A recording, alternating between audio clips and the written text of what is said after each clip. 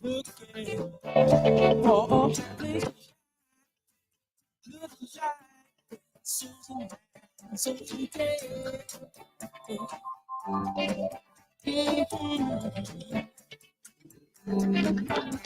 Baby, we learn to play. You love sunshine, sunshine, sunshine.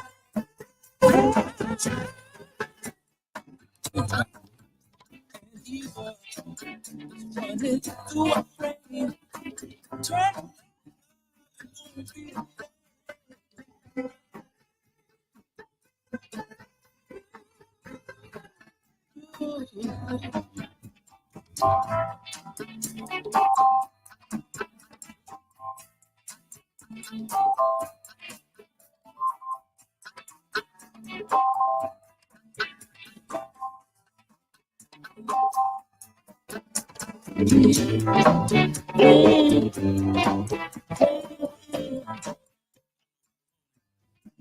Let's put some Florida water around. Get the vibrations right.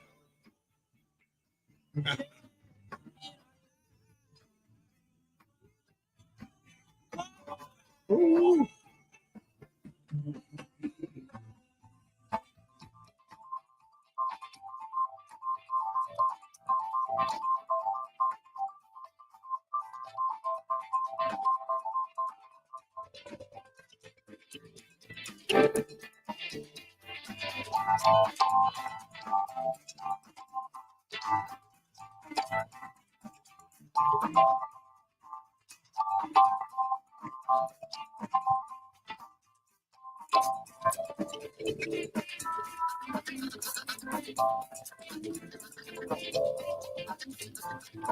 Grand Risings family, welcome to the galaxy of ForWe.net.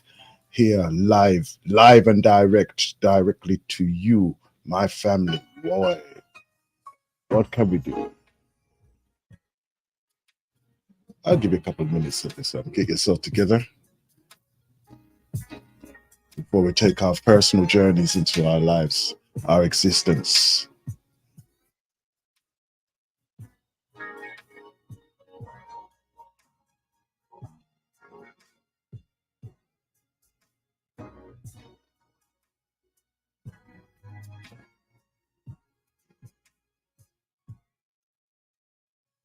Girl, we've been together for a long time, babe. I was glad on the day when you allowed me to make you my babe. I know we've had our ups and our downs. At times I've even acted like a clown, babe. Right here and now, I'm begging you, please. Give me one more chance. I'm sorry, babe. Forgive me, girl. Girl, that's all I believe. Let's try it again. You're my lover and my friend. Oh, listen.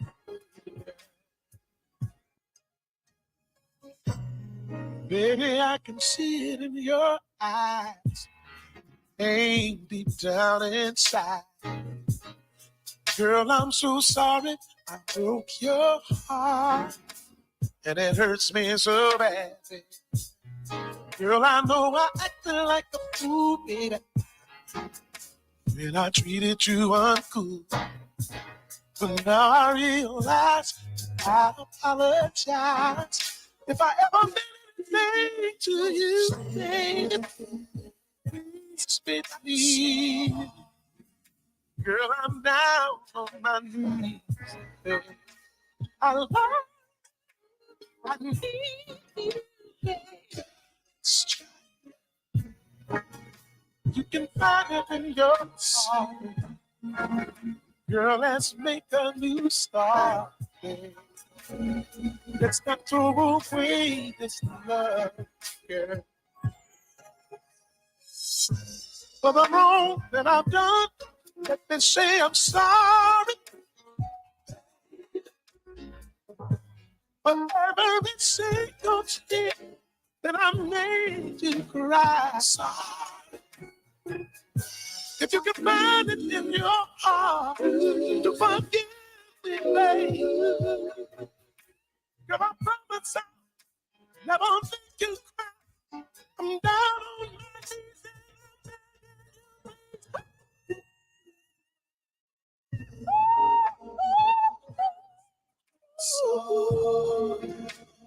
Sorry, girl, I ain't too proud because to we are not with hold up for better or for worse. I promise to keep you first. Oh, girl, I'm down on my knees, babe. I'm sorry, babe. Forgive it's not me, easy. babe. I'm begging you, babe. Heart in my hands. To all those who out there who are suffering right now. Girl, I apologize. Hmm? Oh, my Boy, it's the type of hard road that some people have to travel. Feeling the licks of time, the licks of the change of the wind. Boy, as we move into another autumnal change of time here, right? And I know that we're going into the last piece of it now, isn't it?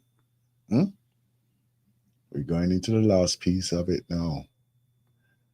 We're coming into the autumn time, so everything is closing down, shutting down, along with our physiology as well. Okay, for us in the northern hemisphere, right? We have, us who are living in this northern hemisphere is closing down because it's coming into the winter time period. So we got to change. Weather outside, weather outside.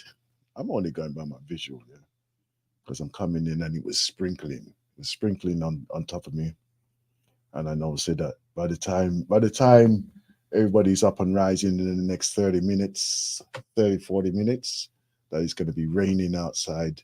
So dress accordingly. Okay, something light because it's still a bit warm. Something light, but weatherproof.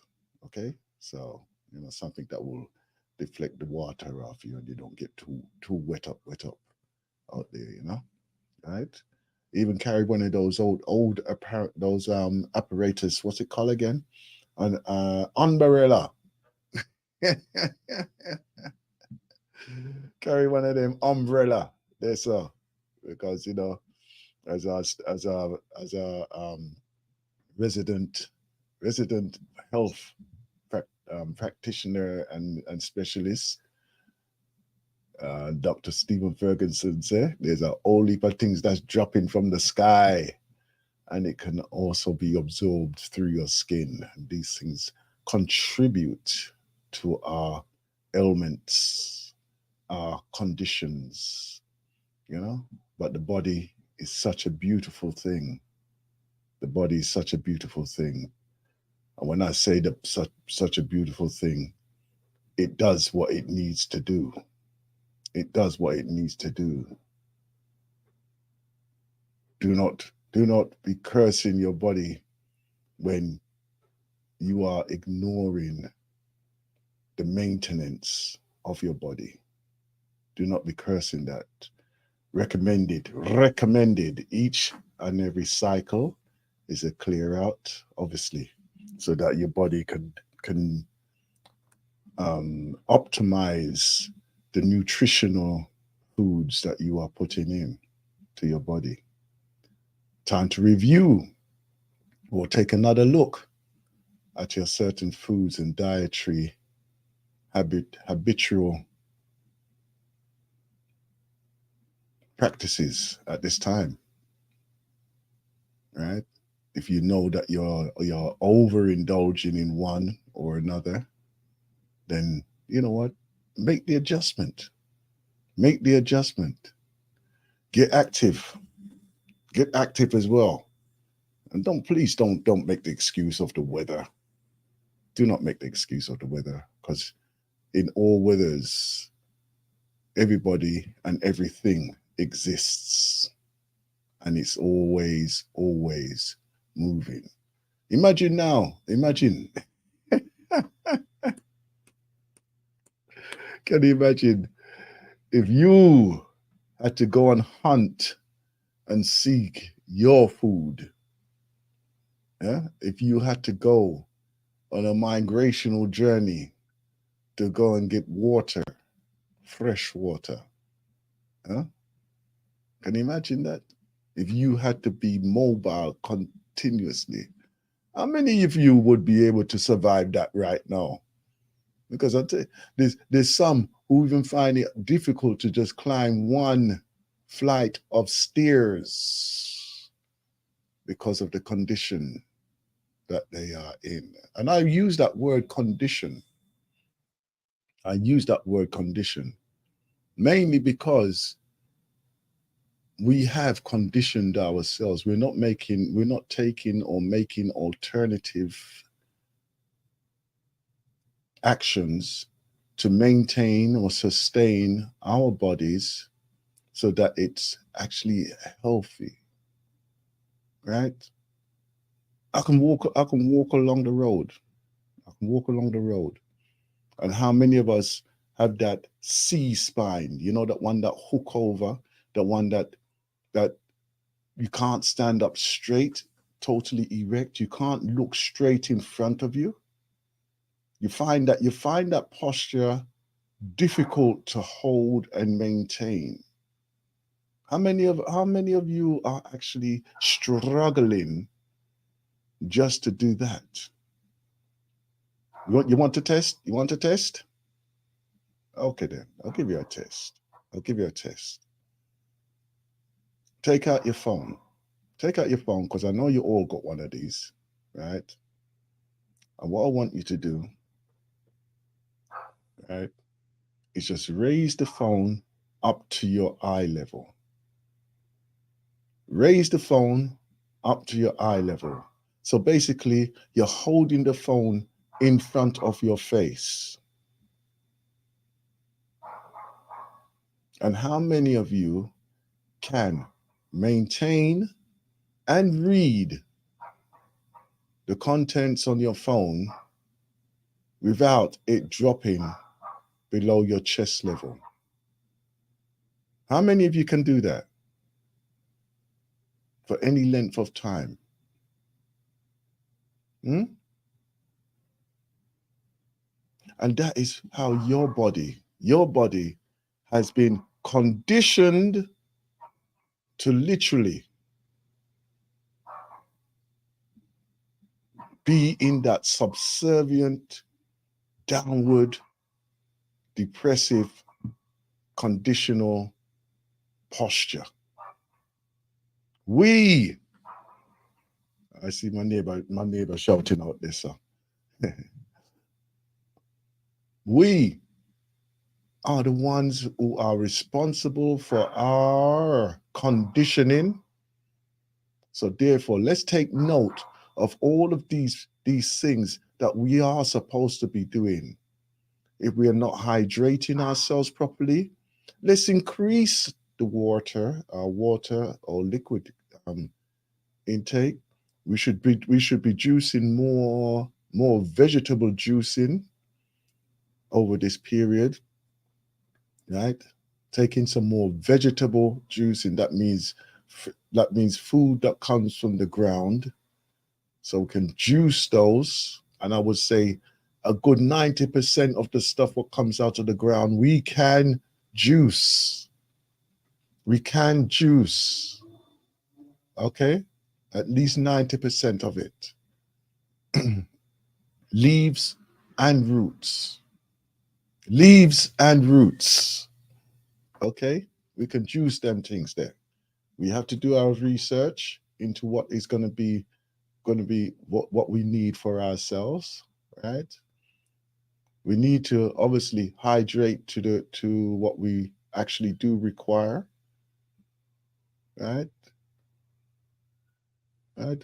I was reading yesterday. No, I wasn't reading. I wasn't reading. Let me get this properly and correctly. I was listening to an audio yesterday where it suggests that once you have balanced your body, that you would do intermittent fasting. In other words, you would do 7 days of fasting, and then 7 days of normal eating. Right? What it does, it gives your body that time to just recover in itself and to eliminate all the food from what you are eating. Right? It gives your body time to get rid of the waste, so it doesn't get impacted and get those extended stomachs that so many of us are feeling at this time. There was a young woman. There was a young woman on when is it now? Saturday. Saturday. I was out, and a young woman, and she was there, and I could see that she was in a difficult. She was having some difficulties there, and I asked, I go, are you feeling okay? And she goes, no, no, no. I said, is there anything I can do? And she said to me, oh, it's my period pain. The periods, okay, all right. And she goes, I'll be all right. So she was with her husband partner at the time. I didn't really inquire to what level they were engaged with. And I said to him, oh, when you get her home, get a thumb sized piece of ginger, crush it up, and then steep it in some hot water, right? And then get her to sip that. And he goes, it will help. It will help with the her period pains there, right? And he's looking at me like this, and I said, my daughter has just had the same issue there. And that's what we did, and it seemed to help her, right? And he's still looking at me in a puzzled way, and I said, look, because we as men need to know how to look after our women. We as men need to know how to look after our women, maintain and sustain our lives for longevity. Yeah? This should be a standard thing, like cooking, maintaining, sustaining. Right? Why are we running for every little nip, nap, nook to so-called medical practitioners? Why are we running to them? The fact that we are running to them shows our ineptness of looking for ourselves, looking to ourselves, looking for ourselves, looking after ourselves. Huh? What type of anyhow? But still, you know what? Naivety. Don't let that be the reason why you are failing in your lives. Yeah. Learn to look after your woman. Learn to look after yourselves as well. Maintain and sustain. Right? There are so many of us walking around with aches and pains that is totally and absolutely unnecessary. And then when they come to you, they say, oh, I've got this, oh, I've got that. Da, da, da. So what are you doing about it? Oh, I'm waiting for the doctor. Don't wait for the doctor. Get up and do it yourself. Be surprised. You'll be surprised how you could actually maintain and sustain yourselves and to regain back to your own health. Don't get me wrong, there are some things that probably will be happening within your bodies that you may need that expertise, even to get a diagnosis. Right? Even to get a diagnosis, it is necessary as well. Anyway, child, I tell you, galaxyofwe.net, we are here for you. Grand Risings family, Grand Risings family, Grand Risings.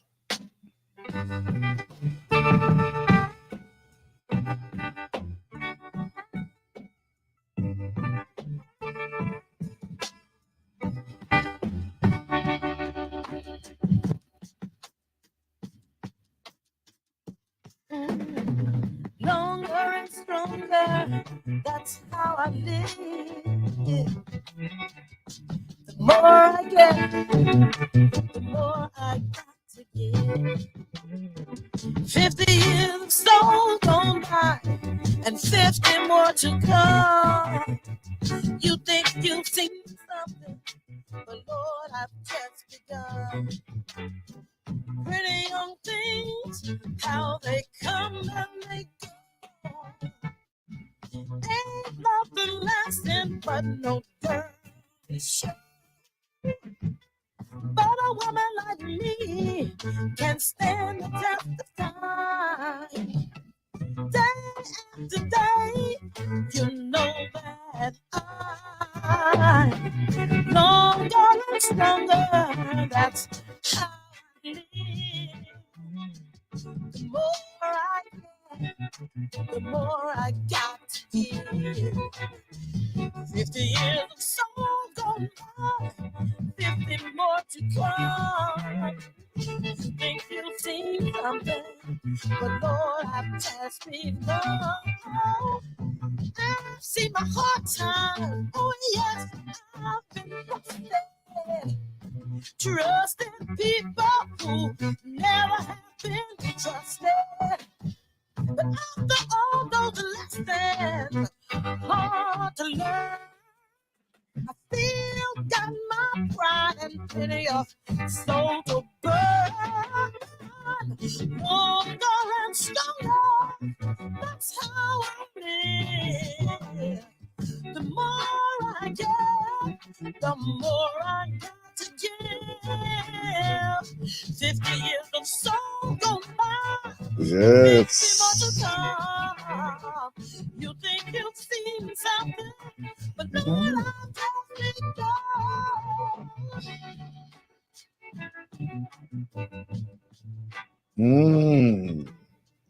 Grand Risings family, Grand Risings family. Welcome, my sister Sandra, right into the studio. Yes, sir. With us live. Grand Rising. Right. I need some more volume from you. If you can do that for me, please. You're telling me I need to shout? Yes, yeah. Raise up your voice. It's a beautiful voice, so yes, I will raise my voice. There you go. Raise up your voice. That's all you need to do. I'm gonna come back. All right then. Okay then. Right there you go. She just step away for a little while there. So I saw the phone line at the lastminute.com and incoming early this morning. Still incoming early this morning. Beautiful rises. Boy, anyhow, theme. I'm gonna come straight in with the themes. Actually, first of all, allow me to do my edifications.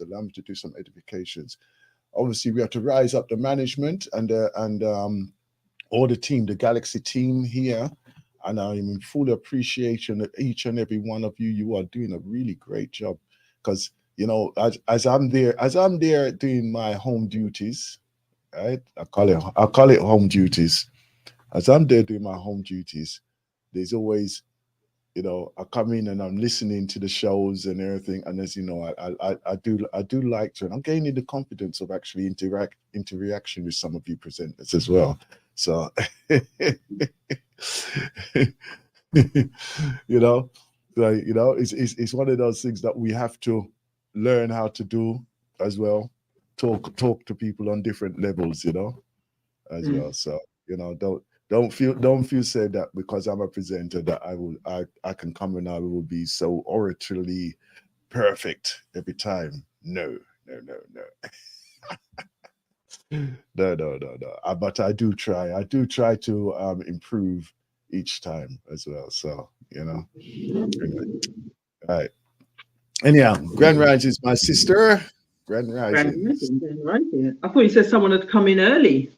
Yes, they have. But I want to come. I want to talk with you first, and then we can bring our who is it now?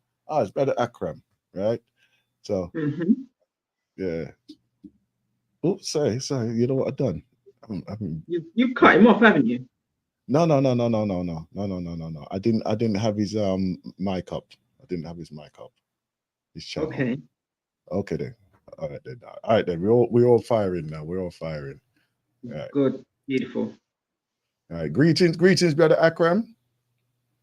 Yeah, Grand Rising to you, Brother Asim, and Grand Rising to our sister Sandra. Yeah, man.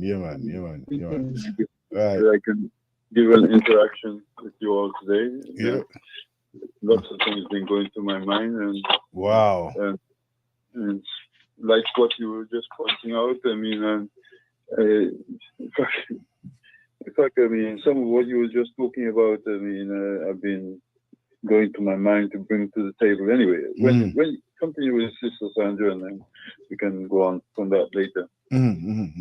Right. The theme of this month I would like to introduce, and I think it's going to be additional to what we were talking about last strong as well, because I know that Sister Sandra mentioned that she would like to still maintain that conversation or that theme of what we was talking about last month of the financial preparation for our reparations. That's correct, isn't it, Sister Sandra? Yeah. Okay. And you know something?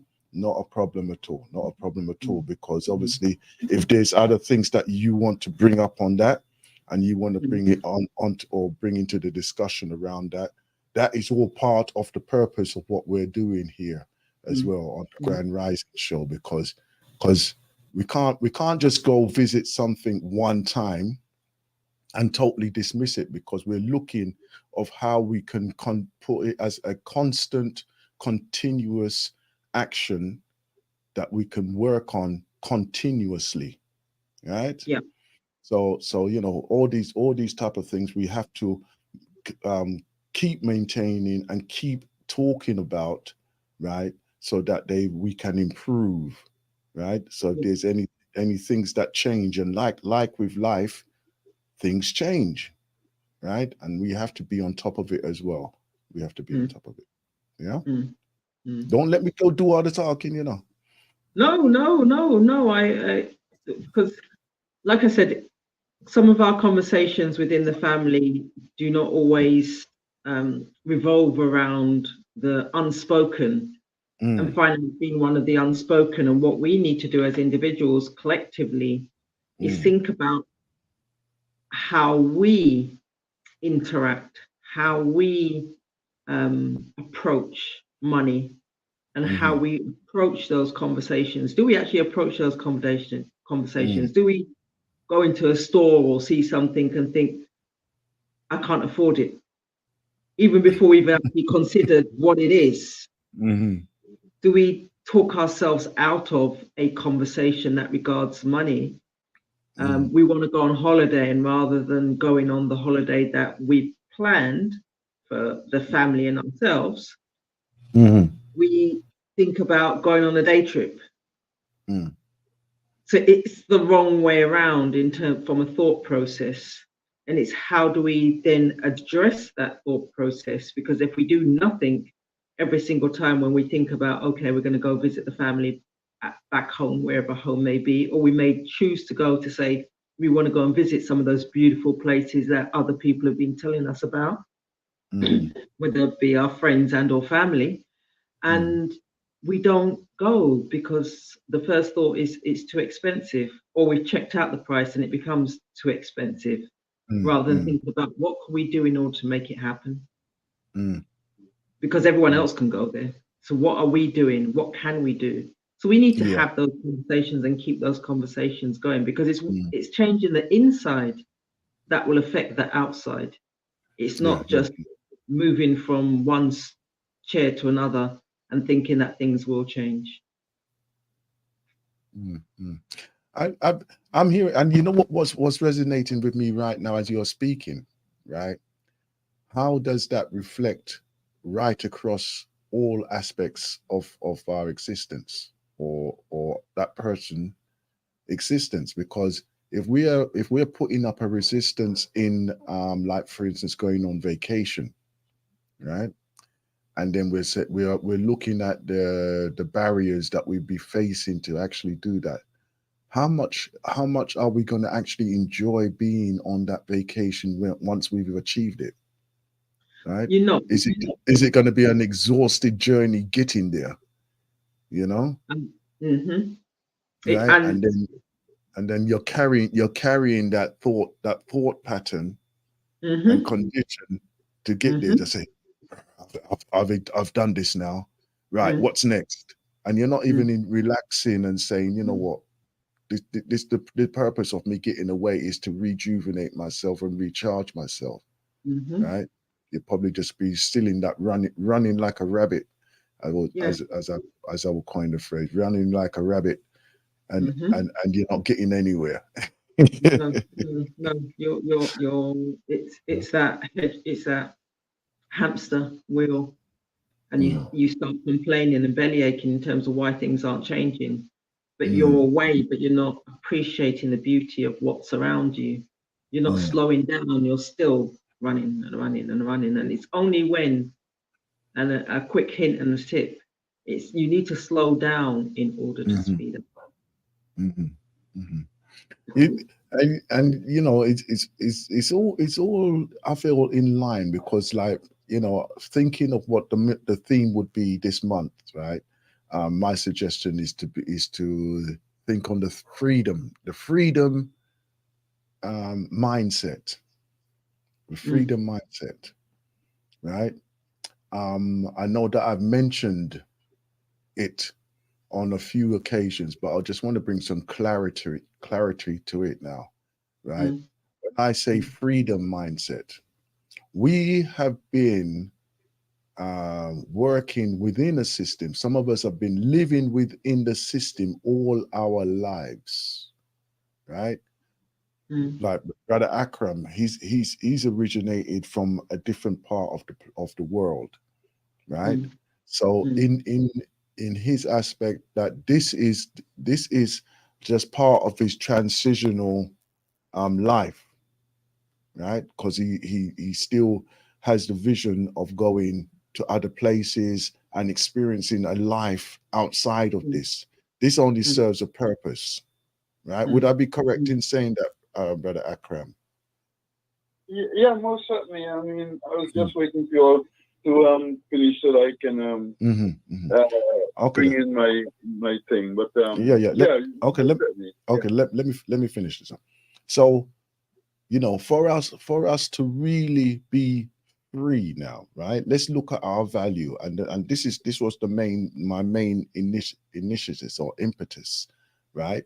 And what it was sparked by, right, is that one of my daughter's friends, he works in the House of Commons, right? He's a researcher. So if they want to bring a topic of discussion or anything like that, he would gather the information around that those points of discussion for that politician, Mm, right? And mm, then, or information, and then he would deliver that to them, right? mm, And it's not necessarily that, it is actually the politicians themselves, right? They are constantly looking at how they can utilize their commodity. Their mm, commodity obviously is the people of the UK, mm, right? mm, We need to realize the position that they are viewing us and holding us, and then realize that we need to be in a position of looking for our freedom, the thought that was coming to my mind as I was walking to the studio here, coming into this, was that, you know what, years ago, there would be those who will probably be working on the plantations, right? Or in enslavement, and they would be looking for their freedom, right? Their freedom. In other words, working for themselves, going to another land. There was a lot of migration, right? That was where people were leaving from the Americas and going to the Africas, returning to the Africas as well. Unfortunately, that's not part of our regular discussion as well. But it did happen. It did happen, right? We need to be in that mindset of freedom, aiming and working towards our freedom, right? You yourself, you've taken that opportunity. You've been in the position to do that, to transition from one state, right, of existence, and put yourself into another state of existence, right? And the thing is that is what is required. That might not be your final destination, but you're moving. We have to be in that momentum. Yeah.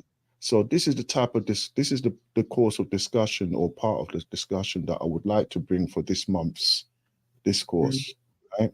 Preparation for our freedom. Preparation for our freedom. And I don't know, I just feel that it's one of those things that we need to know and be very clear of our destination as well. We have to be very clear of our destination and what it looks like for us. Yeah. Even if it's just part of that, even if it's part of the destination, but we must be able to aim for that. If it takes 2 years, 5 years, 10 years, 20 years, we must be aiming for something. Yeah. Set our plan out for that. Yeah. So I hear you on that one, and I would agree that it's not about the time factor. It's having that vision in the first instance, and then working from the inside to work out how you're going to achieve it. What you need to do in order to achieve it. What do you need to do your own research in order to check out and understand, overstand where it is that you wish to go. So, yeah. Yes, exactly. Brother Akram, bring your point of discussion this rising, please. Yeah, okay. Yeah, it's everything is in line. I mean, it's still to do with the finance, with what we were discussing last month. I mean, in the context of finance, saying. But before that, I would like to first bring something to attention. I think I want to bring this thing constantly to the minds of our people. Okay, and it's about Africa, our land, our continent. That many times we don't look at, we don't study, and and first of all, I just like to point to people the power that is within Africa,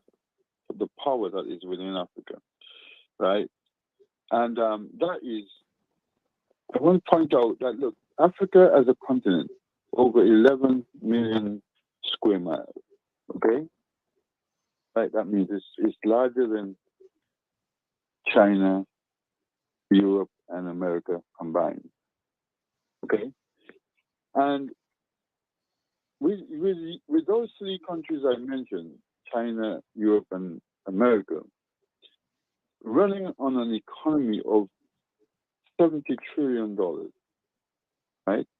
Just over 70 trillion, between 70 and 80 trillion dollars, right? And Africa alone has the capacity to double that.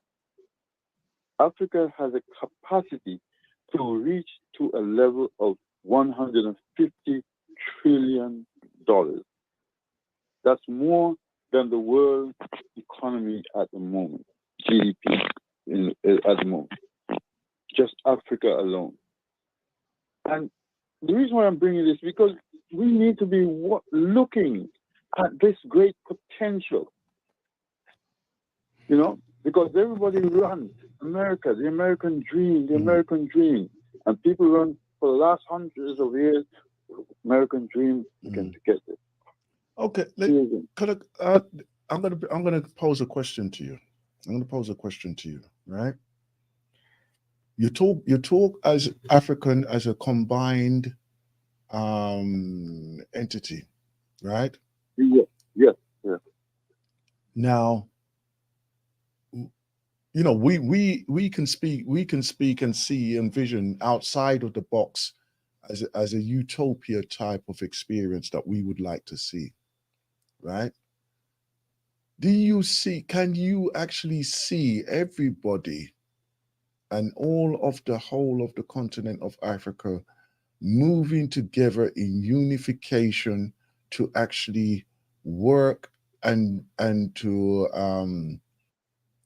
let's say to utilize its resources to the extent that it will actually do this in unification and equally distribute the wealth, and to actually say that everybody or all citizens of the African continent will benefit from this? Well, as Africa develops, it will take place. Right now, as I said, okay, my brother-in-law, he came here, he studied here in university, and I pointed out to him, look, you need to go back when you finish and so forth. And he was very conscious, and he did. What he did was right here, he applied for a job back in Africa. Mm-hmm. Right, that time BP was in Tanzania, Mm-hmm. and he applied to BP, and they gave him a job, Mm-hmm. and they paid. Although he's from there, but they paid for him to go back. Mm-hmm. Whatever he had here, his dog, his cat, everything that he wanted to transport back, they would pay. They would pay. Mm-hmm. Okay, you understand? Because they were giving him this position in this job, right? And within 3 years of him going back, he built a house even far better than my house. Okay? Mm-hmm. And he went back, and they gave him brand new Toyota Land Cruiser that was all medical expenses paid, all fuel paid. You understand? And not only medical for himself, because this is something that's done in Africa. When they're paying your medical expenses, that also covers your mother or your children, or if you have children or whatever like that. Okay? And these are things that many of us don't seem to realize, that these perks are there in Africa. You follow what I'm saying, right? Okay. Even when my wife went back, and she was working for Maurice Ibrahim's company, and same thing. I get medical free, or daughter free, because that is part of the package. Mm-hmm. You follow what I'm saying, right? Okay. All right. Right. Okay then. Right. I can see that, because I've got family. They've been in that position of where they've made their services available to other places, and they've literally bought their houses, what they had here. They paid for their houses and their families to go and formal education and everything else, right? Those packages do exist, right? I don't know if they exist now, but they did exist. Yeah. Right. Hold on. Right. But what I'm talking about, I'm taking from the point of what you're saying about the global financial element, because even as I look at and I'm observing, like, the political arena globally, right? And then how to even put myself strategically in a position of, you know what, how can I look to maintain and sustain myself and in any position around the world, right? There is no equality as it stands, especially under the regimes and the systems which are in existence at this particular time, right? I mean, Sister Sandra, you deliver a financial self-awareness process, which we introduced last strong, right? And it does go extensively. It does go open up extensively into other areas, other elements as well, because some of us are just not aware, right? Some of us are just not aware of how far our finance does impact our lives until it reaches a crisis, right? Even to say, okay, then, even to say and to prepare for medical expenditure here in the UK, because what we are still feeling say, oh, we can rely upon a system that is saying, oh, but the medical is free here. No, it's not. No, it's not. That is only initial treatments that are free, right? After that, for you to maintain yourself into the sick state that they're gonna put you into, right? That costs money, right? That costs money. You understand? Yeah, well, again, as you point out there, right? Mm, And I saw it with our mother. It's a good thing that we had certain things in place, mm, okay? But as what many people are going to find out here in later life, mm, right? As their parents become older, mm, right? And they have their homes and other things like that. mm, And because they don't put things in practice to take care of these families, their parents and so forth. And their family may have money. Maybe they may have the house, or maybe they may have money in the bank and whatever, mm, right? And now they need care.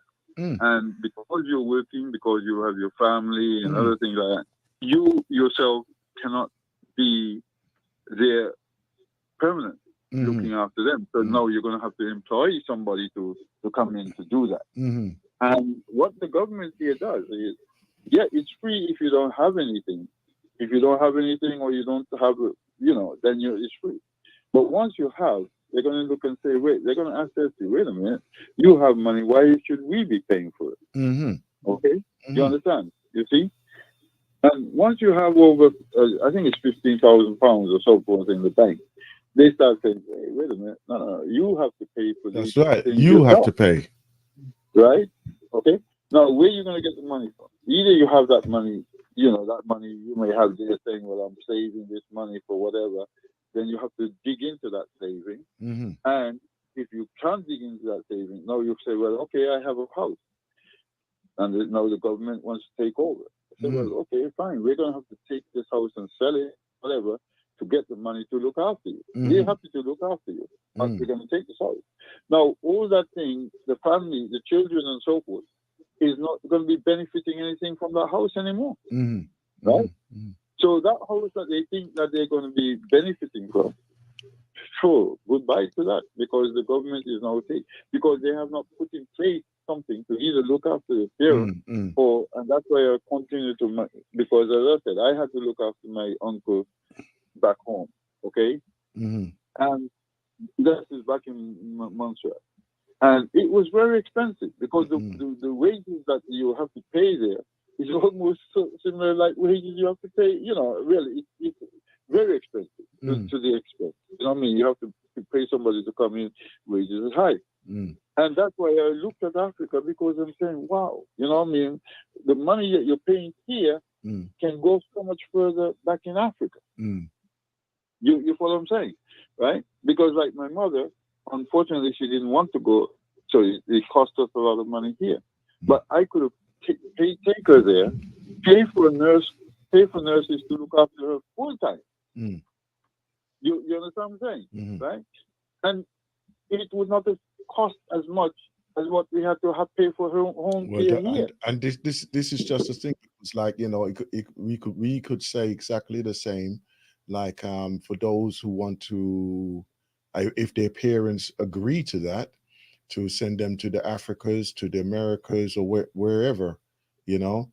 But like as we know, the expenditure that like that is not within the average person's wage scale to say, okay, then I've got to maintain and sustain my family, and then to actually maintain and sustain my parents' health plan.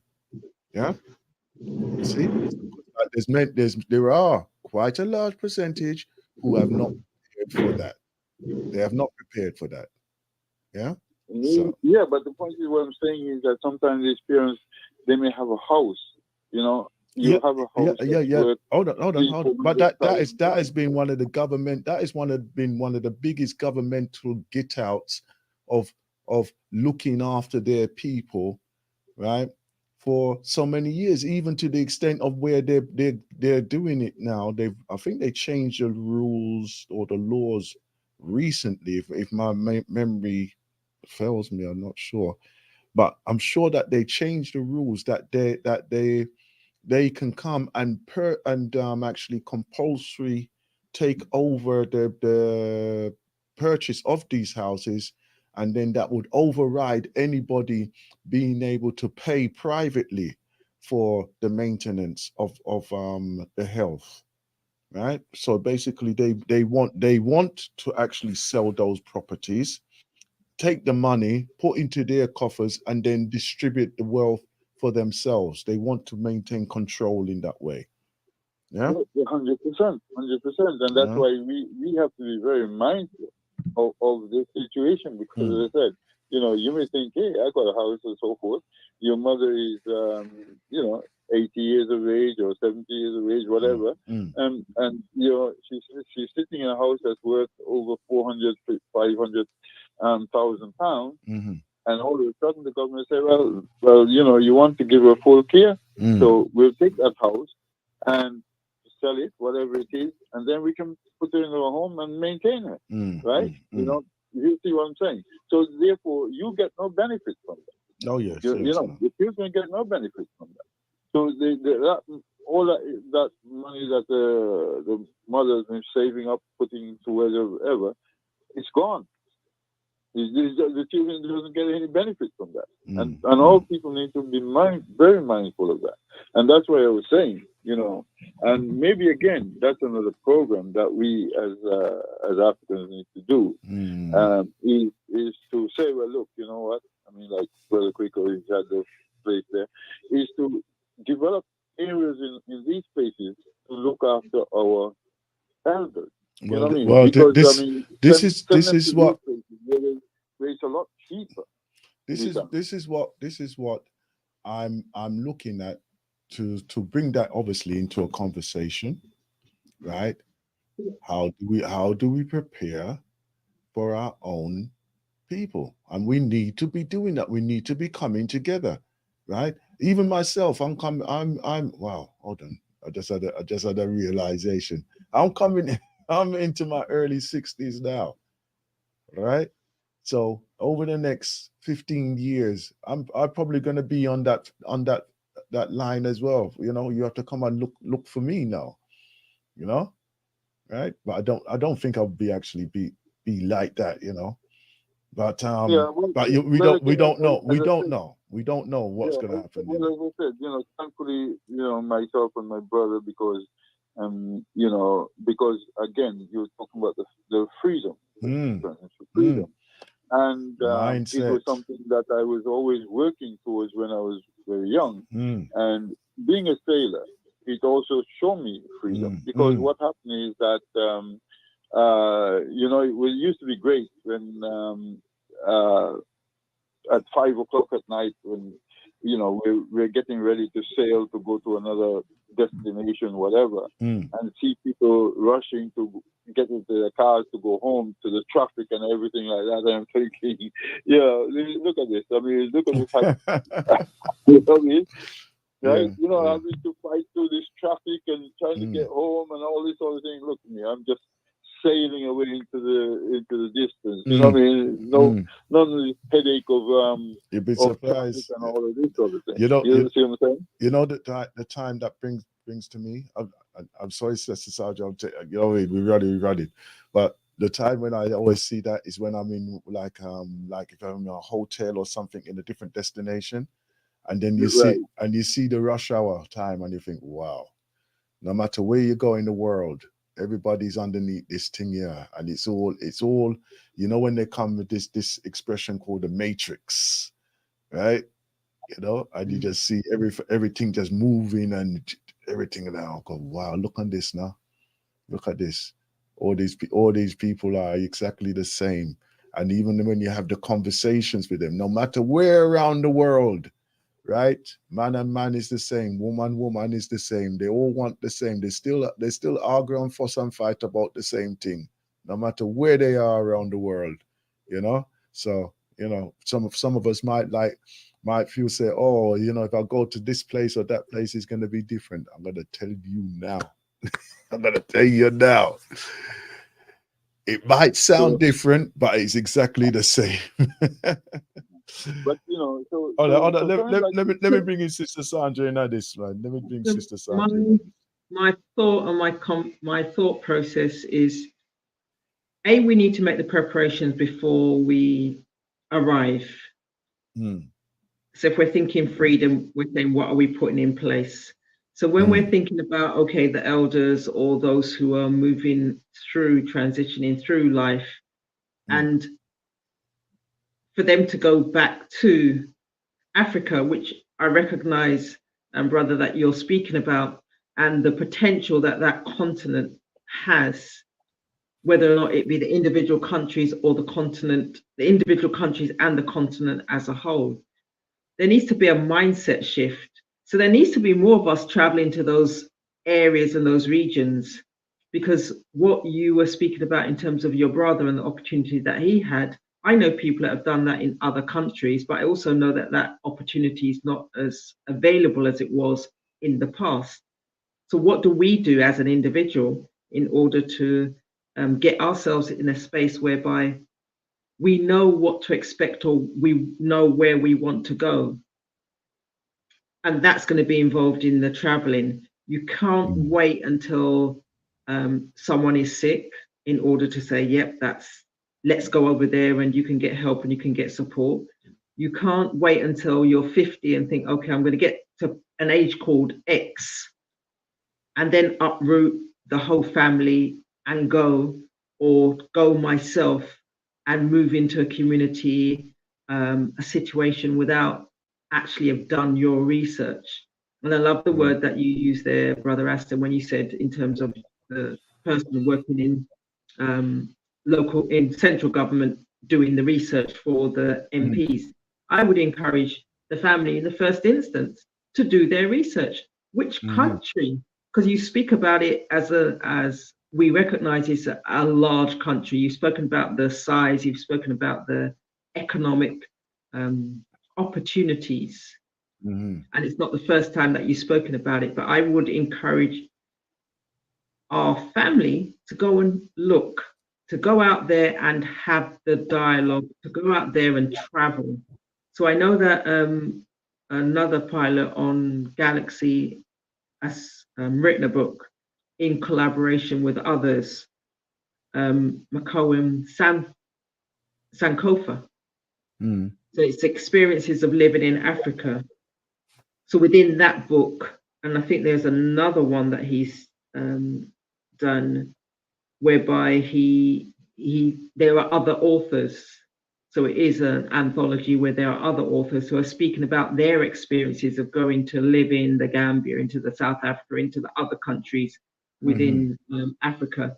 And for me, if you've never been, that is a brilliant space to start, because it's okay us talking about it, because individually or collectively we've been a couple of times, or we have bought land out there, and or we have gone and we've lived out there for periods longer than a holiday, as in weeks. We've lived out there for months and or years.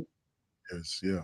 However, for those who have never, if we listen to what the media tells us, if we listen to sometimes what our friends tell us, we will never go. So if you do Mhm. have the mind in order to go and experience, and you think, hang on a minute, I can't actually, I'm not in a position to do it right now. I'm not using the word I can't afford, because once we start in that mindset, then we never go anywhere other That's than right. the That's right. Brighton, the Eastbourne, the possibly Margate. But what I would suggest purchasing that book, and I know that book can be purchased from What was the title of that book again, please? it's experiences of living across Africa. So Mm-hmm. that's Mokoum Sankofa, and he's a pilot on the Galaxy. Mm. And that book is, like I said, it's experience of living in Gambia and Ghana. But he's also sharing experiences of living in other countries within Mm-hmm. the African, and that's other individuals who have gone out there, and they may have gone out there. And I know I listened to the podcast, and I also listened to when they were being interviewed, and some of them went out there exactly as the brother was saying, in terms of bringing their whole family out there and talking Mm. about their experiences. And like I said, it's not going out there for 6 days or 2 weeks. This is individuals who have moved out there, experienced life out there, and or moving out there and talking about their initial experiences. And I think individually, collectively, if you're going to do some research, that's a very good place to start, Mm. bar jumping on that plane and just picking a country. Let's get out there and dip your foot in it. Yeah, Yeah. yeah, Well, yeah. I mean, most I've, certainly, most you certainly. know, some in many Yeah. ways, I've been very, very, very fortunate. I mean, like, you know, to have been able to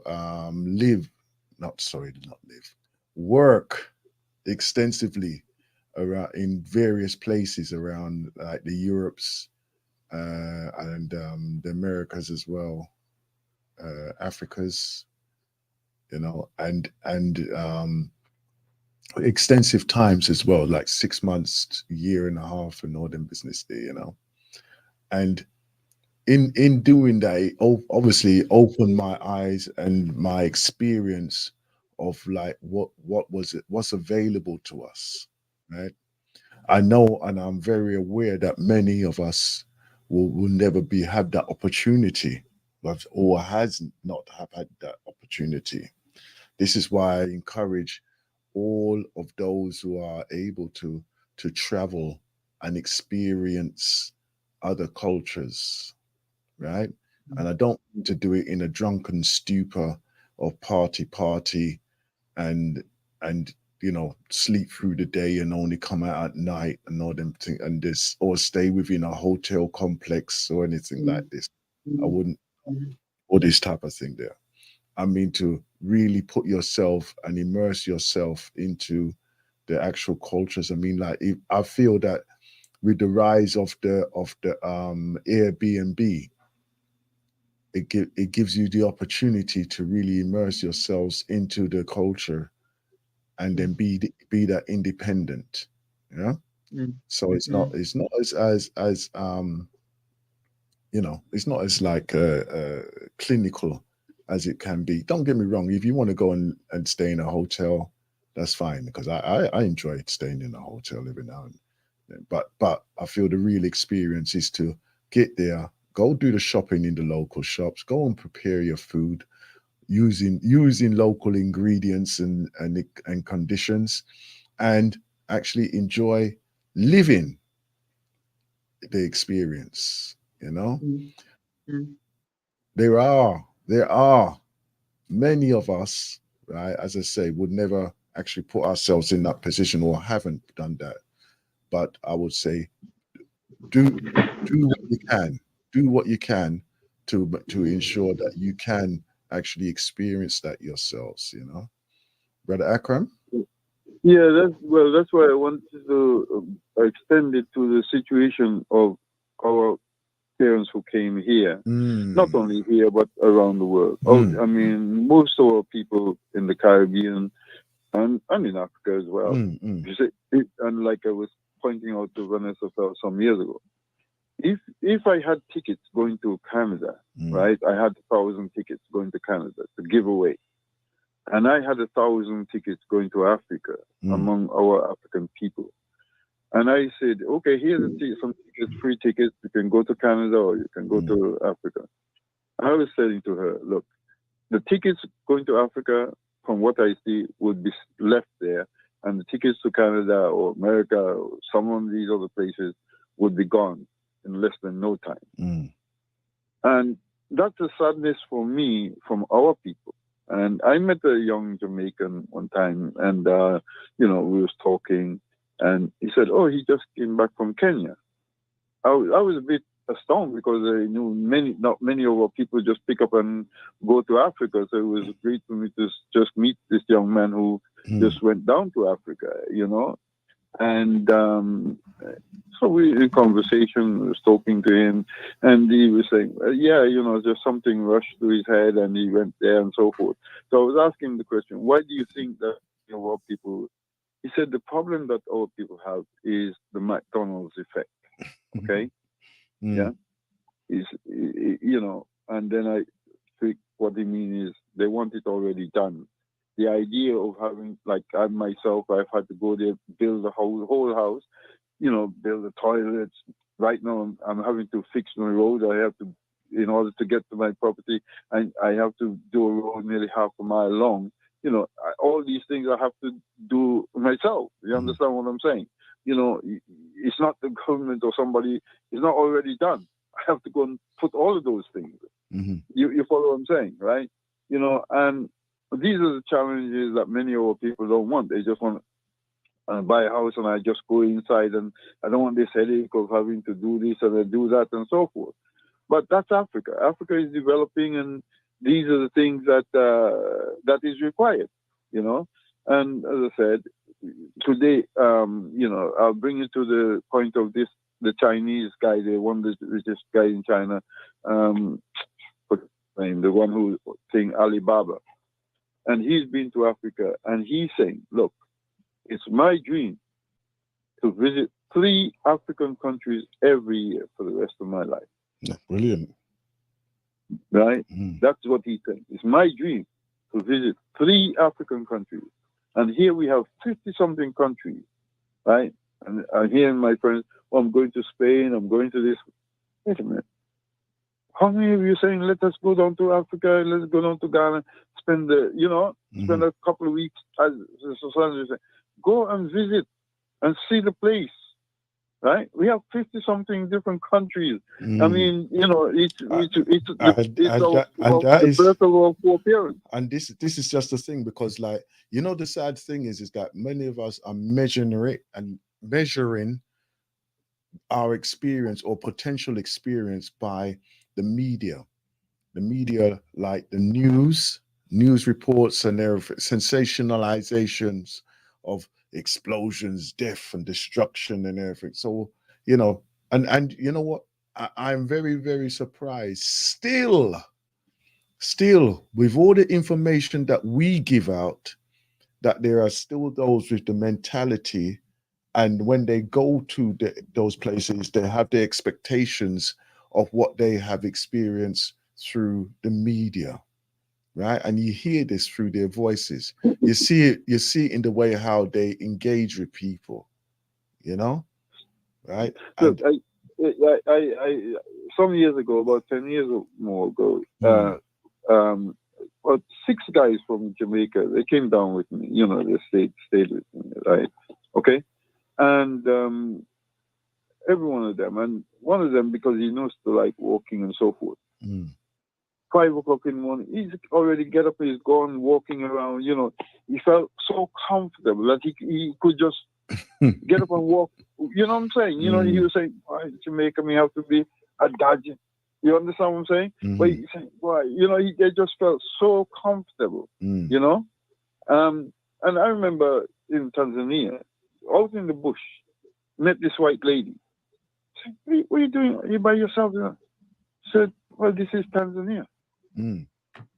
Right? Exactly. She had no fear of walking around by yourself out there in the sticks by yourself. It's like when I'm in Ghana. When I was in Ghana, sometimes I just go for a walk. I'll be out for hours just walking around the area, and I meet this person, that person, and everything else. Right? Imagine now. Some people would be afraid to be walking around in a majority black area, thinking, say, why? And I know this is the mentality of some of these people, you know, and I'm talking about black people as well. Oh, they're gonna murder me and cook me and eat me and all them food, they cannibal and all them foolishness there. And I'm gonna tell you, some people do think like that even today as well. Right? Yeah. They still think in ways there. Right? So for me, there's Crazy. something in terms of what the media says or doesn't say.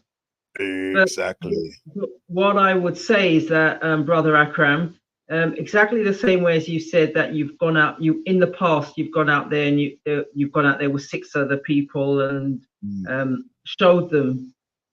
That may be the way that others will be introduced. So if there are our family that's been out there, lived out there, why don't they extend the opportunity to say, okay, within my area, I know that there's an Airbnb or there's a hotel.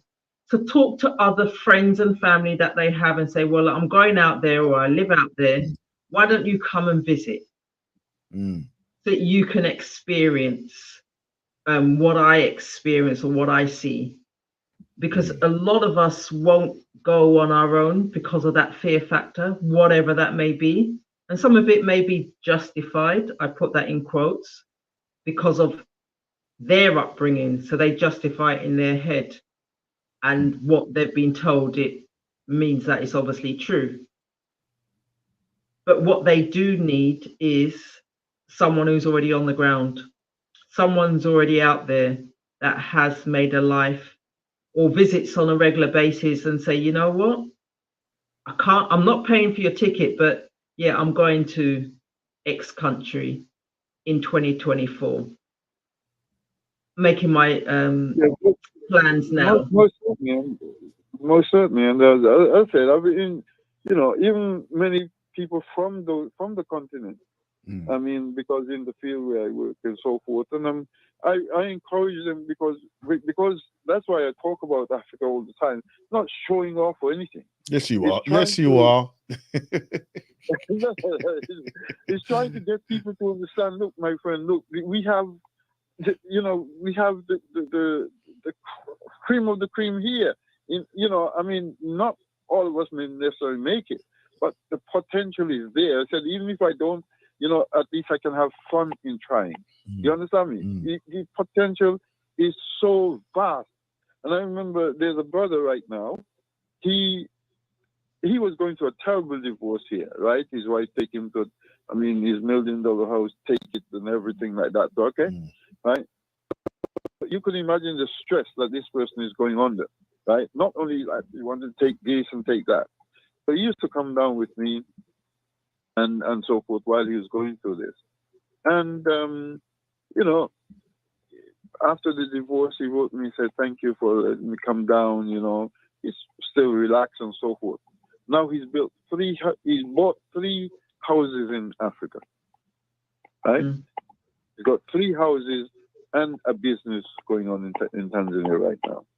You understand what I'm saying? You know, because he was coming, because one day I called him and said, because he used to come down with me on it, but now he's going on his own.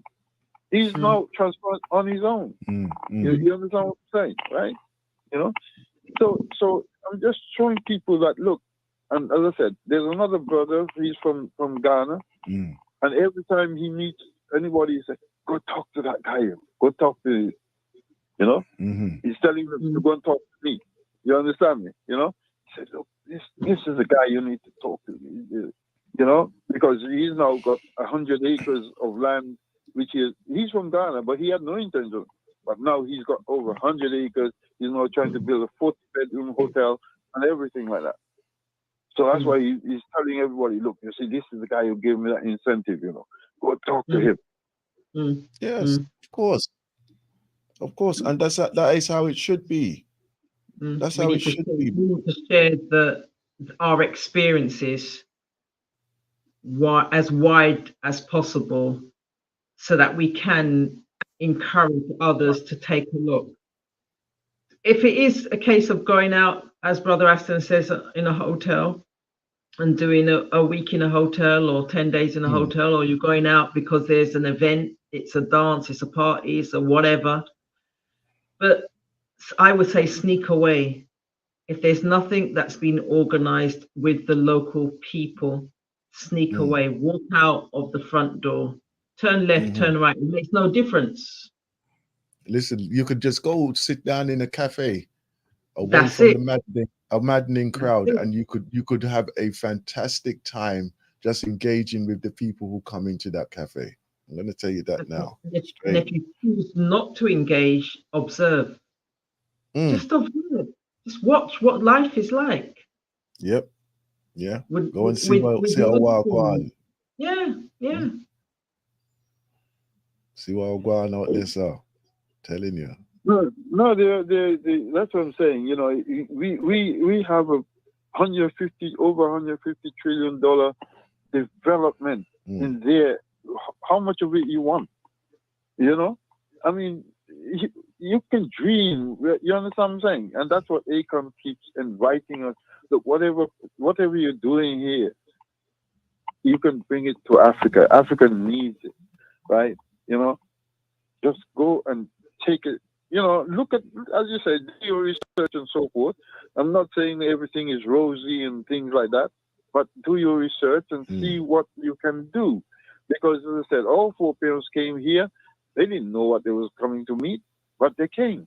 And they did what they could, you know, and they went to many other countries in just searching for but the mindset of many of our people here now, we don't have that mindset of our four parents. Oh, look, let us go someplace else, or someplace else we can develop, or we can make, you know, things better, or better for our life, or whatever. And I'm telling people, look, land is in abundance in Africa. Get in there now before these other people come in. Because, you know, you can probably buy an acre of land for maybe as I said, some brothers have just bought 500 acres, right? You know, you understand what I'm saying? Right? You know, you can buy land in the towns, in the cities, it's almost getting as expensive like here. But outside, we know, you know, that you can buy land for maybe a whole acre for maybe £2,000, maybe £4,000. You can probably buy an acre of land. You know what I'm saying? You know, and that is one of the things when I first went to Africa, when, you know, over 30 years ago, I look at and see these people tennis court in their yard, and, you know, they have somebody's doing the gardening, somebody's taking the child to school, and so I said, well, I can afford that. Yeah, that's life I can live. You know what I mean? Yeah. Look, listen, Brother Akram, we realize, you know, so that there are alternatives and everything. And one of the other things, I know that we talk about Africa, right? But just like our forefathers, right, our ancestors, we were globalists. Yeah. Yeah. We were globalists. Yeah. We came, we moved, and we even improved other societies, right, with our presence. Yeah. To the extent of that they turned around and they were in appreciation of our contributions to their societies and developments, right? And even now, they didn't say, you know, like how some of these people and how they are doing their thing now, they just want to totally eradicate your existence. They didn't. They adapted, like a lot of the structures, the buildings, the places of work and worship. They adapted them and incorporated them into their development of their societies, because they saw the quality, right, and the ingenuity of those structures. So therefore, when we say, oh, what is your presence? Our presence have been the foundation of many a society around this planet, right? And I feel that we should not put ourselves into one space. We should still be globalists. We still should be globalists, but we have to maintain our voice of unity within the land of Africa, right? And to be able to speak it no matter where we are, and then allow those who are hearing it to be in how can I put this now? They should be bowing on their knees to us, right? Because of the power that we have. But we have to establish. And I'm going to say this, and I'm going to say, and I know that many of us have said it before, but we have to re-establish our nuclei, or a center, right, of where we can build our excellence and develop it from within. We have to do that. We have to do that. Sister Sandra, the thing is, just 1 second a minute. I just want to say, look, you see that what I'm looking at is, right, that our people need to look and say, look, my friend, because if we don't go back, by the time we're ready later in life, these other people are not wasting time. They're getting in there, right? I said, look, I go there, I see the Indians are not leaving, the Arabs are not running away, the white man, right? You understand what I'm saying? And one white man told me, look, he has never met a white man or a white person who has been to Africa and ever wanted to leave. Right? I've met white girls on the plane crying because they had to crying. I have to leave Africa. You understand? So our people need to understand. Look, things is there. The gold rush is there. Go rush your gold now before it's too late. Yeah. So that's well, the thing is that yes, we should be part of that. We should be part of that. And there's no reason why we shouldn't be part of that. It's a fact of that we have to position ourselves so that we can actually put ourselves in a position so that we can get the benefits of that as well, right? Right then, my sister. Yes, sir. Right, as we're coming to the top of the hour now, right? We're in the last 20 minutes of our program this morning here. Right? So in the last 20 minutes, is there any points that you want to bring forward pertaining to our freedom, right? Because we've incorporated the mechanics of the finance and the freedom speech as well. So is there anything that you're having thoughts around that, my sister? So for me, if it's thoughts, it goes back to that word research. It goes back to, what do we want? What are our dreams? So what does it look like? And I know on the Thursday shows you speak about the midday meditation. I would challenge the family just to sit for 15 minutes and just dream. Just dream. Because it's all around the freedom. What does it mean for you? What does it look like? Where is it? I know what Brother Akram's saying and what he's encouraging us all to do. But I also recognize that what's good for one may not necessarily be good for another. So there may be the Caribbean that the dream is. It may be Africa, but they don't know where in Africa. So from a freedom point of view, just let your mind wander. Wherever it stops, just pay attention and then just allow it to move on again. Don't use that 15 minutes worth of meditation to stay fixated on the first thought, the second thought, or the third thought that comes to your mind. Just allow the thoughts just to travel. Mm. And it's when you've finished the meditation, then have a pen and paper next to you and just jot down some of those thoughts. It is the slowing down to speed up. Brother Akram's talking about experiences that he's had, having gone out there, lived out there, and traveled with others out there. Mm-hmm. Mankan known the brother that wrote the book, he's speaking about experiences where he's gone out there, he's lived out there. Mm. But for you and for us as individuals, some of us may never have traveled. But let your mind be your first portal of travel. Let that stillness be the first portal of travel. Mm-hmm.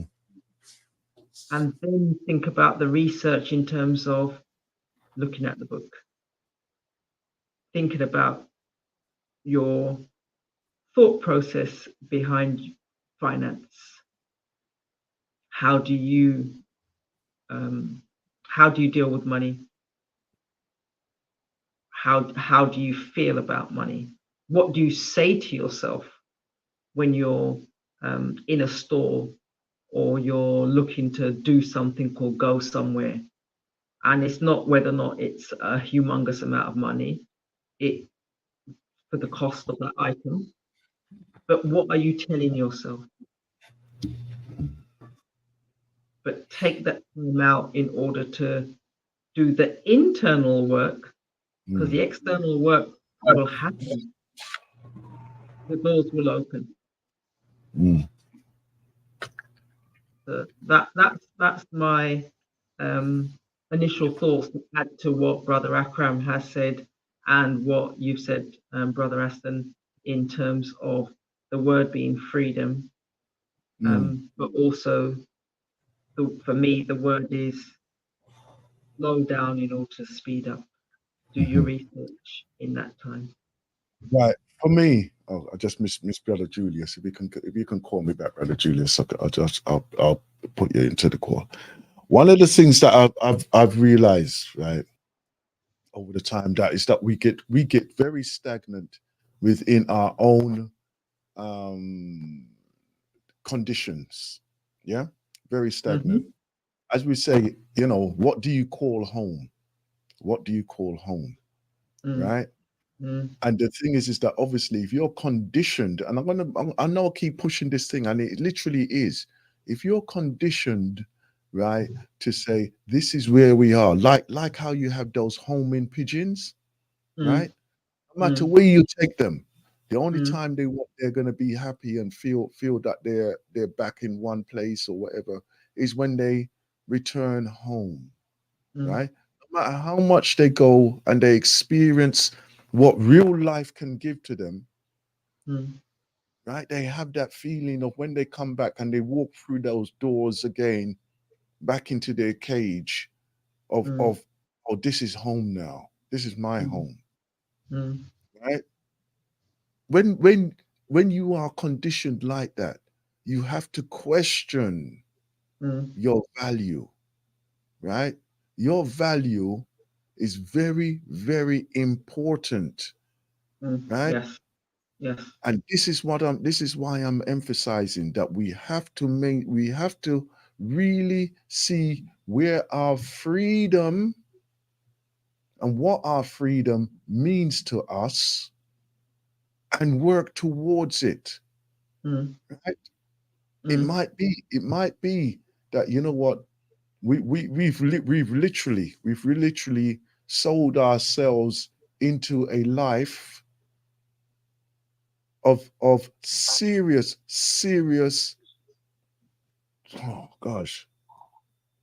serious enslavement without even our knowing it. I made that mistake unknowing to myself by doing an apprenticeship. Because when you think about when you think about why these apprenticeships actually developed and what was the thing behind them, right? Mm. At the time when I was there, it was the pay was literally virtually nothing. The pay, the financial pay was virtually nothing. And I mean, I sustained that for 5 years. Why? Because I was conditioned to say, you need to get a skill. You need to get a skill. Right? So So go ahead. So basically they had me there as free labor, right? To condition me to work in a certain way and to exploit my abilities, right, over the years. And then at the end of it, they said, okay, we're gonna pay you a wage. Right? But the fact is that remember that those type of things developed from and through the slave trade, the transition of the slave trade to we need workers to work on our lands, right? And it was all that structure that was there already before. But I wasn't aware of that. I wasn't aware of that. And there are too many of us who are not aware of things. So oh, Brother Julius is there, sir. Yeah. Brother Julius. Yes, rise up, my people. Great, grand risings, my people, my brother. Go ahead, my brother. Yes, my man. I tell you what, I think I've been trying to get exactly what the debate is all about, but maybe I must have grasped a little bit of something. Yeah, talking about the mindset towards Mama Africa. The thing is actually, I think even my people have to begin to close their eyes. I know, really, you see, when you live in England here, the most places actually, and even in the Europe or America, the place that have been promoted so much is the Caribbean island. Yeah, talking about that blue sea, white sand, and all this kind of thing there, more visit the Caribbean cruise, and all these sort of things there. This is exactly what the white man do in order to destroy the mind of the black people or the African people, not to step foot in that Mama Africa, and they make everything bad about it because they want to go there. They have a plan for what they are doing. This is the main trick they trick our people into, not to believe and not to see anything about Africa, but stay around the Caribbean island and in the European island. Oh, all the best is here for you. Brother Julius, but what you said there, 100% you're correct, right? They don't want us to go to Africa, right? They poison our minds about Africa because they want it. It's their paradise. Yeah. But I have to bring that in. Yeah, because they realize that, look, all the uranium, the resources of the things, you understand? Even look, when they use the Suez Canal, all the crops they're growing in Africa and so on. That's why they build that Suez Canal, you know. They're bringing it over to Africa. I've met Indian people, them Asian people, them who tell me exactly, say, wow, look, everything come from Africa. Even they get places they grow their yam, their this and that, and all this kind of thing there. All these things them see shipping coming here, you know. So they just play in the mind of the people. This is what happened. So they have been destroying the mind of our people. So it's just that, and they realize that a lot of the African people, them from the Caribbean, from the America, who are here as well, what they have to do with them so that they don't go back to that place and begin to disturb the white man not to go there, you understand? Because they realize that a lot of skillful ones are there. And what happened? They are wasting your skills. They're wasting all your idea, all the things that you should use to go and develop like Mama Africa and then live freely there. I have met white people as well who was going to like South Africa. They're going, and how did you know? And I asked these people, them, I said, whereabouts are you going? They said, oh, I'm going to that my beautiful land. Where is it? Africa.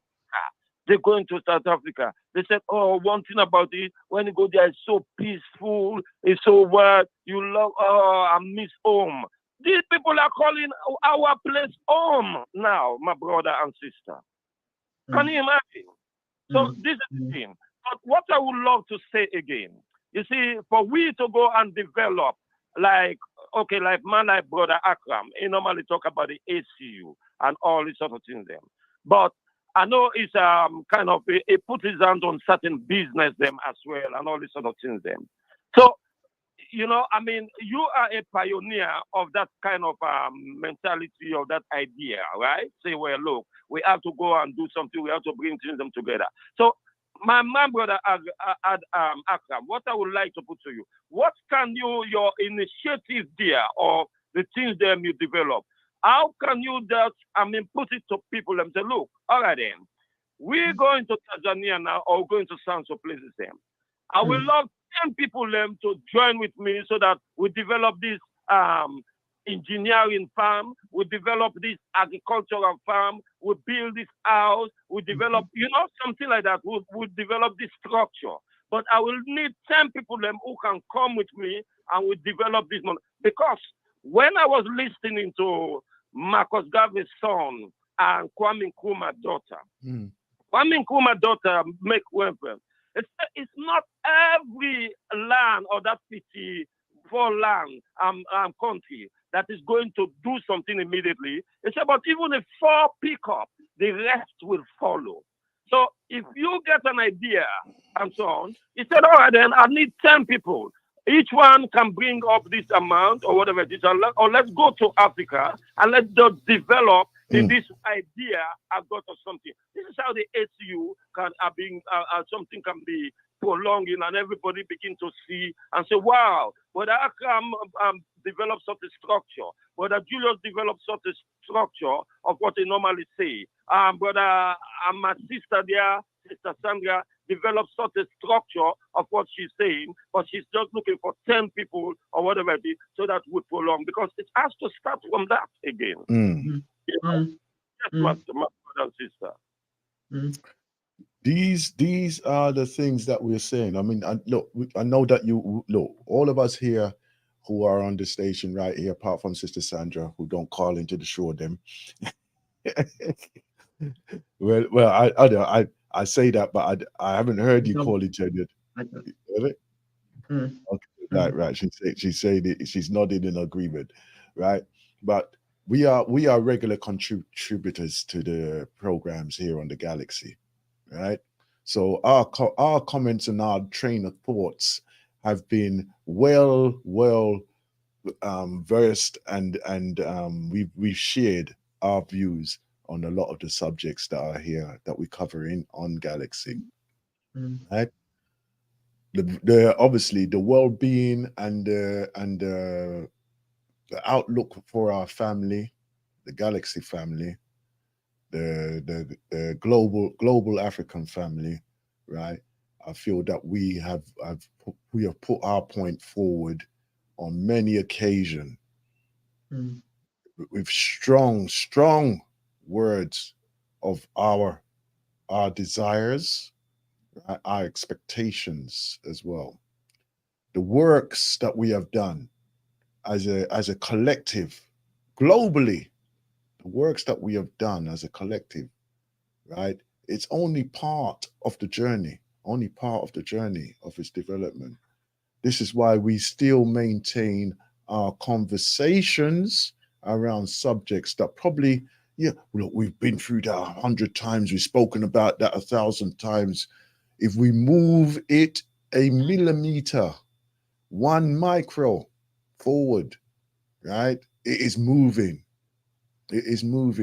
And this is the thing, is that we have to continue to put force behind our conversations and our actions to keep it moving. So Brother Julius, Brother Akram, Sister Sandra, right? And even myself, right? We maintain our conversation and our convictions towards what is necessary. As I said, what I've dedicated these programs for is to talk about what is necessary for us to be strengthened in our reparations. Right? Let's develop the conversation behind the reparations. Don't be just led by the nose down the road, and we're not even prepared for this. Let's have a clarity of our direction. Let's have a clarity of what we actually want to achieve. Yeah. Okay. So I'm going to say thank you, both of you, for being part of the program on this rising. All those who are listening on the side, who are silent listeners, please, right? Just drop a comment or something through texting or voicemail or whatever through the 079-47-479-219. Right? I'm going to give you that one again. 079-47-479-219, right? That's our text line and also a WhatsApp line as well. Sister Sandra, what's your comment? What's your comment on there? No, I agree with you in terms of we need to keep the conversation going. And I know Brother Akram, it sounded to me like he's speaking but almost apologizing for the passion. And I say never apologize for the passion. Always continue that conversation. Let's have that engagement. Let's, if we're in that position too, if we're traveling out there, to rather than when people say, oh, I wish I could come in your suitcase, you can. I'm going in 2024 in May. This is the flight, these are the tickets. Love for you to travel along. What we just end up doing is that rather than me staying in the room on my own or in the complex on my own, there'll be a friend on the complex, a friend in the room, a friend in the space, so you can see and you can experience what I'm going back to and what others are going to. And if you're unable to think that traveling isn't for you right now, I would say get that book, buy the book, see what other people, other brothers and sisters have been saying and are saying about different countries within Africa. As it's been said, it's a continent. See what others are saying and just take it. Go. Read. Do your research. Exactly. Read and do your research. On that, I'm going to bring this into the conversation about the freedom, right? Documentation. Document your journey. Each of us have our own journey. We have our own awakenings, right? At some stage or sometime, that could be the blueprint for the journey of another person. Can I just say something on that freedom part? Yes, you can. Yes, you can. I remember I mentioned to you about when my father died. 50 years ago, my father died. And I made a promise that I will go back to my country every year. If I can't every year, every second year, if not every third year. And the idea is that you have to, as Sister Zandra pointed out, you have to look for the vehicle that's going to give you this thing, right? You know what I'm saying, right? You have to start looking ahead. Okay, I need to do this. How am I going to achieve it? What do I need to achieve this? This journey. This thing that I want to get to. What am I going to use to get that? And as I said, some people work 2 jobs, some people work 6 jobs because they want to. You understand what I'm saying? But because for me, when I used to go home, I tell people, look, just 2 weeks here, I'm more happier than if I was to be in England. I'm going out every weekend. It's so true. It's so true. It's so true. You understand? Just to get on that plane and to go there for 2 weeks, my friend, was more happier, bring more happiness in my life than if I was to go out there every Saturday night for the whole year. You know? And it's up to people what they want. But as I said, look, set out, as Sandra said, you know, set your goals, set your target, and look at how the vehicle that you're going to use to get there. Keep your dreams. Keep dreaming all the time, right? And don't let that dream go away. Whatever happens, and if you put say, oh, in 5 years I'm going to be at this position, and you didn't get there, set another goal. Another 5 years, I will get there. Exactly. You know, Exactly. Make that step forward. Let that step forward. Make that step forward, man. Yeah. You know, but as I said to people, I keep encouraging people, look, please go and get a piece of Africa if you can, because you don't know, you know, what will be the future. And you know, like when these Jews saying, oh, you know what, Hitler killed us, so that's why we need our homeland. You have a piece of land down there that's our homeland, and we need to let those African leaders know that this is our home. Yes, can I interact with that? I mean, my brother, I know your time is almost finished. I know.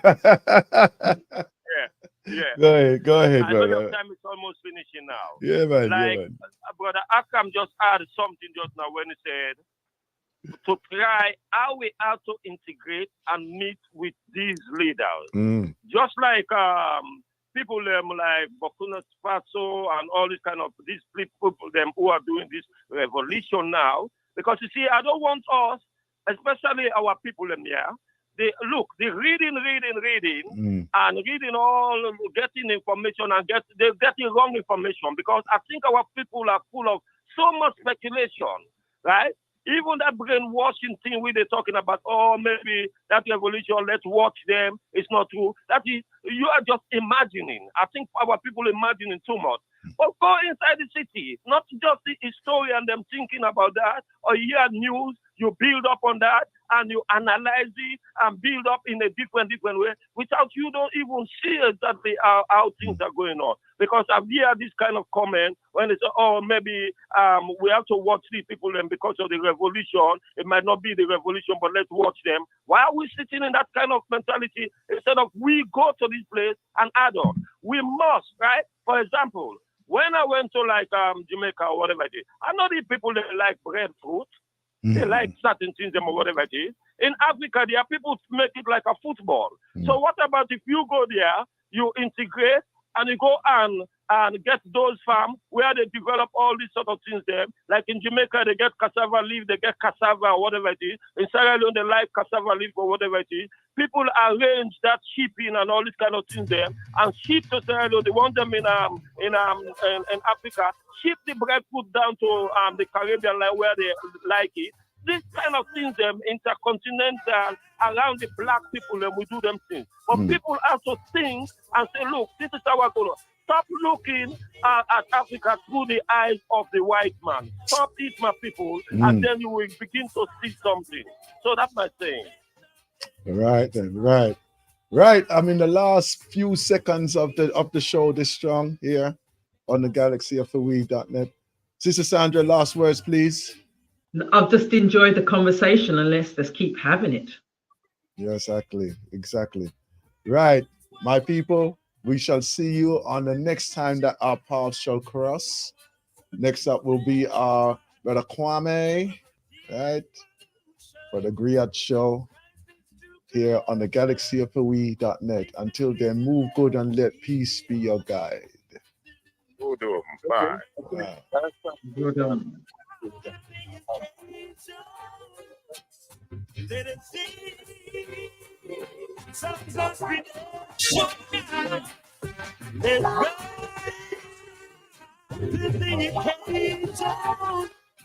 Let us sing songs of freedom.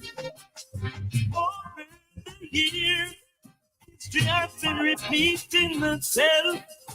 While we sit and wait for someone else, no longer shall we accept happiness. It's time to stand up, realize the real way. Run to the occasion. Let us celebration. Let's run to the occasion. Let us sing the songs of freedom. Oh, brother man, open your eyes and realize it's not time to compromise. We're living in a perilous time. Ready for you right now. We're ready for you right now. It's good to be free, like the birds and the bees. Oh, let's run to the occasion. Let us sing songs of freedom with nature. Let's run to the occasion. Let us sing songs of freedom. Right now we are raging, one fire, purification time. Doing this again. People searching for We say better. grand risings to everybody. Grand Rising through corruption. Discipline and love. All right, Sister is Sasha. the only Let's up. solution. Let us run to the occasion. Let us sing. Let us sing of redemption.